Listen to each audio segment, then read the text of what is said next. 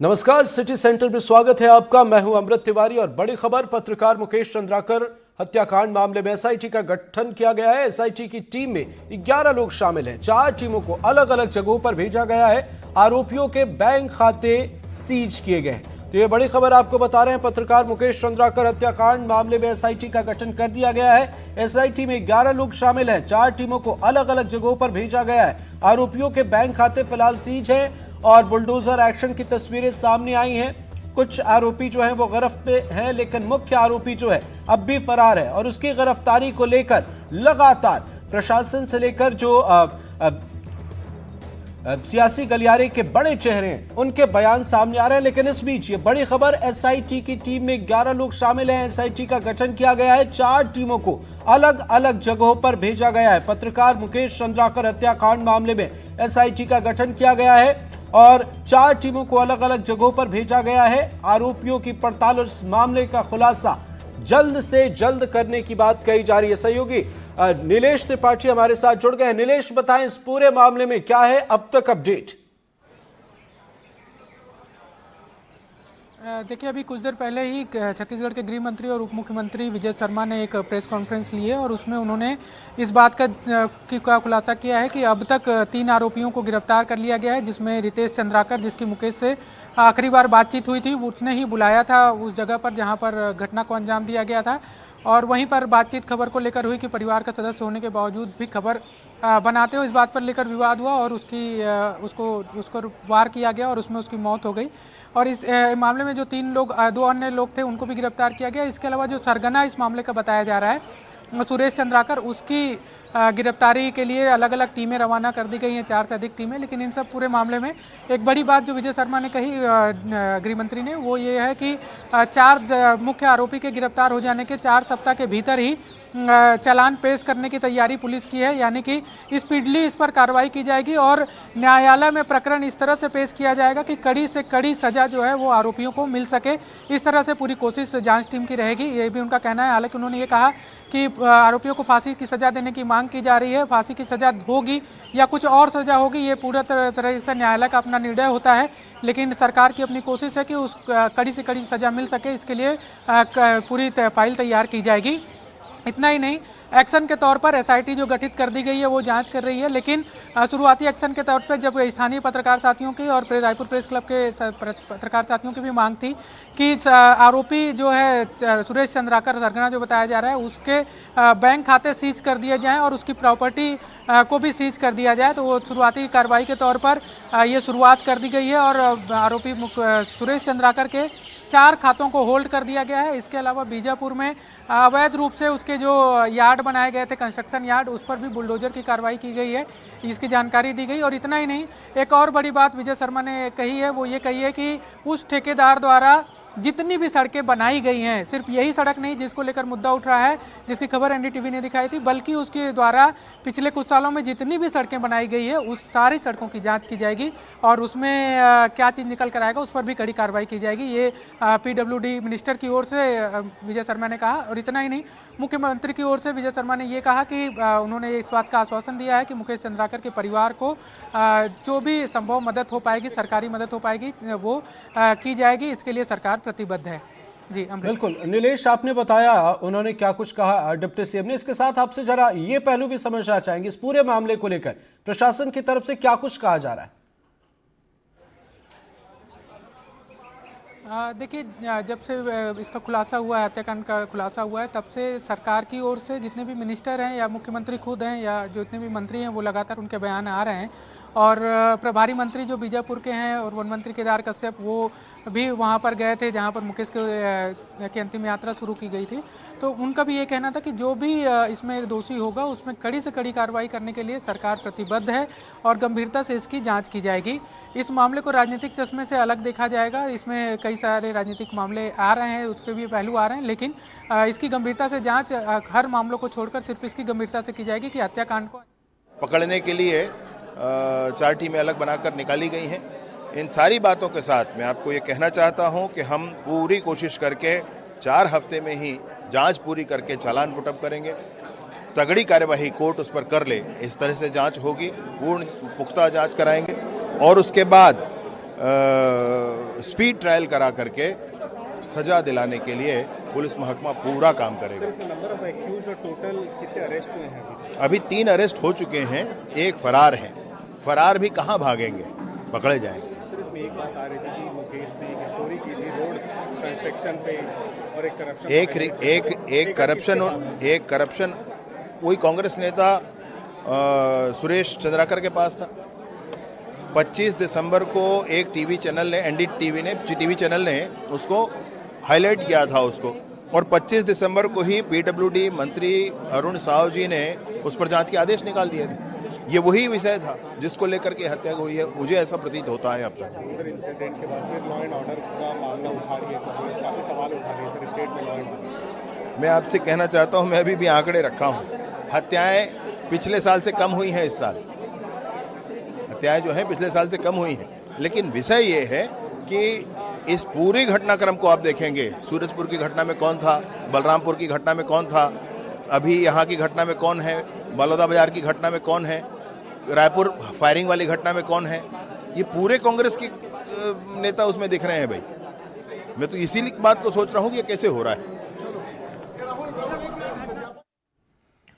तो deputy CM Vijay Sharma को सुन रहे थे आप। वे कह रहे हैं कि आरोपी कहां जाएंगे, पकड़े जाएंगे। लगातार एक्शन की तस्वीरें सामने आ रही है। हमारे साथ जुल्फिकार अली भी जुड़ गए हैं और नीलेश आपके पास भी आते हैं। लगातार अपडेट सामने आ रहे हैं, लेकिन इस बीच जो एक्शन लिया जा रहा है, जिस तरीके से एसआईटी का गठन किया गया है, ये खास है। एसआईटी की 4 टीमें हैं और ये चारों टीमें इस पूरे मामले के खुलासे में जुटी हुई हैं। उम्मीद की जा रही है कि जल्द से जल्द मामले का खुलासा किया जाएगा। इसके साथ साथ स्पीडी ट्रायल की भी बात कही जा रही है। एसआईटी का गठन किया गया है, आरोपी के अवैध निर्माण पर भी एक्शन लिया गया है। लगातार एक्शन की तस्वीरें सामने आ रही है और हमारे सहयोगी पल पल की अपडेट से आपको रूबरू करा रहे हैं। लेकिन इस पूरे मामले ने कहीं ना कहीं सरकार के सामने, प्रशासन के सामने कई सवाल खड़े कर दिए।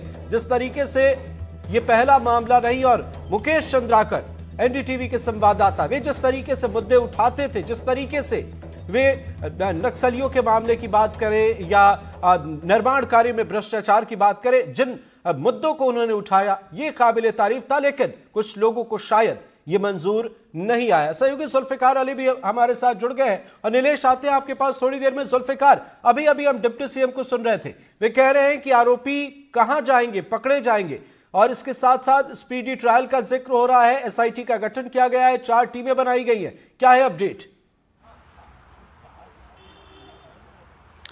बिल्कुल, सरकार की तरफ से दावे किए जा रहे हैं और अब से कुछ देर पहले जो एक प्रेस कॉन्फ्रेंस बस्तर के आईजी सुंदर राज पी के द्वारा की गई, उन्होंने भी इसी बात का जिक्र किया कि उन्होंने कहा 3 से 4 हफ्ते में पूरी इन्वेस्टिगेशन कर ली जाएगी और चार्जशीट 4 हफ्ते में पेश कर दी जाएगी और जल्द से जल्द जो दोषी हैं उन्हें सख्त से सख्त सजा मिले, इस तरीके की विवेचना की जाएगी। और उन्होंने ये भी जानकारी दी कि आईपीएस मयंक गुर्जर के नेतृत्व में एक एसआईटी का गठन किया गया है। एसआईटी जितने भी पहलू हैं उन तमाम पहलुओं की जांच करेगी और इसके जितने भी डिजिटल साक्ष्य हैं और स्पीडी ट्रायल किस तरीके से हो, इन तमाम बिंदुओं को ध्यान में रखकर इस कॉन्स्पिरेसी में कितने लोग शामिल हैं, इन तमाम लोगों की जो लिंकअप हैं एक दूसरे से जुड़ते हुए, उसका पूरा वो इन्वेस्टिगेशन करेगी और उसके बाद चार्जशीट पेश करेगी।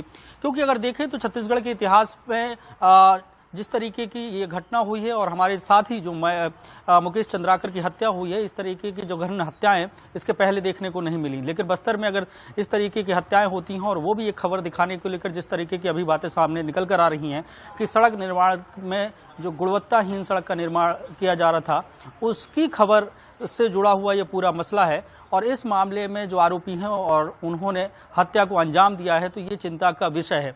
हालांकि इस मामले को लेकर चारों तरफ से प्रतिक्रियाएं आ रही हैं, चाहे वो बुद्धिजीवी हों, तमाम जो पत्रकार हैं वो आक्रोशित हैं और उसका ही नतीजा कहें कि जिस तरीके से दबाव बना और तमाम पत्रकारों ने अपने साथी के लिए आवाज़ उठाई, तो सरकार की तरफ से जिस तरीके से निर्देश दिए गए और जो पुलिस प्रशासन है उसकी जो कार्रवाई हुई कि कल शाम को डेड बॉडी मुकेश चंद्राकर की निकाली गई और इस मामले में अब तक जो है 3 आरोपियों की गिरफ्तारी हो चुकी है और इससे जुड़े हुए जो और भी अपराधी हैं उनकी भी जल्द गिरफ्तारी की बात और दावा पुलिस के द्वारा किया जा रहा है। जैसा कि उप मुख्यमंत्री ने भी कहा कि कितनी देर तक भागेंगे, कितनी दूर तक भागेंगे, मतलब साफ है कि सरकार ने कहा है कि जितने भी आरोपी हैं उन्हें जल्द से जल्द गिरफ्तार कर लिया जाएगा और सख्त से सख्त सजा दिलाने के लिए इन्वेस्टिगेशन को पुख्ता किया जाएगा, क्योंकि सबसे बड़ी बात यह होती है कि अगर कहीं पे भी लीपपाप होती है, अगर प्रशासन की तरफ से होती है और इन्वेस्टिगेशन प्रॉपर तरीके से नहीं होती, त्वरित कार्रवाई तो कर दी जाती है, लेकिन उसके बाद आरोपी कोर्ट से छूट जाते हैं। लेकिन यहाँ पे दावा ये किया जा रहा है कि इन्वेस्टिगेशन प्रॉपर तरीके से होगी और सूक्ष्म होगी और तमाम जो इलेक्ट्रॉनिक साक्ष्य हैं उनको भी यहाँ पे इकट्ठा किया जाएगा। जितनी भी उससे जुड़ती हुई कड़ियां हैं उन तमाम कड़ियों को देखते हुए, उनको पिरोते हुए एक पुख्ता जांच की जाएगी 4 हफ्तों के अंदर, और 4 हफ्तों में चार्जशीट पेश करके कोर्ट में उसे दाखिल किया जाएगा। तो ये उम्मीद जताई जा सकती है कि न्याय मिलेगा। लेकिन ये अगर देखें तो ये कंप्लीट न्याय नहीं है, क्योंकि प्रजातंत्र में जिस तरीके से हत्या हुई है वो कहीं ना कहीं प्रशासन पर और तमाम एजेंसियों पर सवाल जरूर खड़ी करती है। लेकिन अब इस कॉन्स्पिरेसी की जांच होनी है और ये पता लगाना है कि इसमें किस तरीके से कॉन्स्पिरेसी रची गई और उसमें कॉन्स्पिरेसी में और पहले से क्या तैयारी की गई थी कि हत्या को अंजाम देना। इन तमाम बातों का इन्वेस्टिगेशन होनी है जो पूरे SIT को करनी है और पुलिस विभाग को करनी है। तो उनसे यही बेहतर उम्मीद की जा सकती है कि जल्द से जल्द बेहतर एक इन्वेस्टिगेशन होगी और जो दोषी हैं उन्हें कड़ी से कड़ी सजा मिलेगी। बिल्कुल नीलेश, अभी हम डिप्टी CM को सुन रहे थे, उन्होंने कहा कि सिर्फ यही निर्माण कार्य नहीं बल्कि आरोपी द्वारा जितने भी निर्माण कार्य कराए गए हैं, जितने भी टेंडर रहे हैं, उन सब की जांच होगी। बिल्कुल, देखिए ये मैंने पहले भी कहा था कि विजय शर्मा ने PWD मिनिस्टर की ओर से ये बयान दिया है कि सुरेश चंद्राकर का यही निर्माण कार्य नहीं जिसको हमने खबर के रूप में दिखाया था, बल्कि इसके अलावा भी जितने भी निर्माण कार्य हुए हैं उन क्षेत्रों में या कहीं पर भी जो सरकारी निर्माण कार्य किया है सुरेश चंद्राकर ने, उसकी गंभीरता से जांच कराएंगे और उसमें भी गुणवत्ता की पूरी जांच होगी कि आखिर उसने किस तरह से निर्माण कार्य कराए हैं, उस निर्माण कार्य में क्या कोई दिक्कत है, क्या कोई कमियां हैं, उस पर भी एक्शन लिया जाएगा। इतना ही नहीं, एक बड़ी कार्रवाई ये भी की गई है कि सुरेश चंद्राकर के खाते सीज करने की कार्रवाई कर दी गई है, जिसकी मांग स्थानीय साथी, वहाँ के जो पत्रकार साथी थे वो और जो भी प्रदेश भर के पत्रकार साथी थे वो भी कर रहे थे कि हालांकि मांग तो ये है कि सुरेश चंद्राकर के खाते सीज कर मुकेश चंद्राकर के परिजनों को वो पैसा दिया जाना चाहिए। लेकिन ये चूंकि कानूनी पहलू हो सकता है या बहुत सारे इसमें कानूनी पक्ष तथ्य हो सकते हैं और उसमें पहलू हो सकते हैं, लेकिन सीज करने की कार्रवाई प्रशासन ने शुरू कर दी है। इसके आगे अब क्या करती है वो अभी देखने वाली बात होगी। लेकिन अभी शुरुआती दौर में सरकार लगातार जब प्रदेश भर से इस पर दबाव बन रहे हैं अलग अलग वर्गों से, जैसा कि सहयोगी जुल्फिकार जी ने कहा है कि चाहे पत्रकार साथियों, बुद्धिजीवी वर्ग हो या राजनीतिक उस पर हो, हर ओर से इस बात का दबाव हो रहा है कि ये मामला अपने आप में बड़ा ही जघन्य है और एक पत्रकार की इसलिए हत्या कर दी जाए कि वो सिर्फ उस खबर में साथ में हो, जबकि मुकेश चंद्राकर उस खबर को, जैसा कि हमने पहले ही हमारे जब प्रस्तुत हुआ तो उस खबर को मैंने किया था, मुकेश चंद्राकर